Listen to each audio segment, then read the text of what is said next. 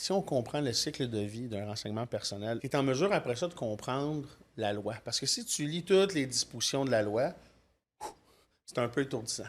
Quand tu comprends le cycle de vie, les principes de base, c'est plus simple. Un cycle de vie a 5 étapes. Puis quand tu vas sur le site du CAI, la Commission d'accès à l'information, c'est les 5 étapes que tu utilises. Première étape du cycle de vie d'un renseignement personnel, c'est quand je collecte le renseignement personnel. Donc, la première étape, c'est la collecte. La deuxième, c'est l'entreposage, physique ou numérique. Après ça, l'utilisation. Donc, mes employés vont utiliser ces renseignements personnels-là pour atteindre un objectif. Communication, ça c'est possible, mais pas toujours présent. C'est est-ce que je communique des renseignements personnels à une autre entreprise, un tiers? Puis la dernière étape, c'est là que souvent ça fait comprendre qu'on était dans le champ depuis toujours, c'est la destruction. C'est quand la dernière fois que tu as détruit des données informatiques ou des renseignements personnels? La réponse, c'est jamais.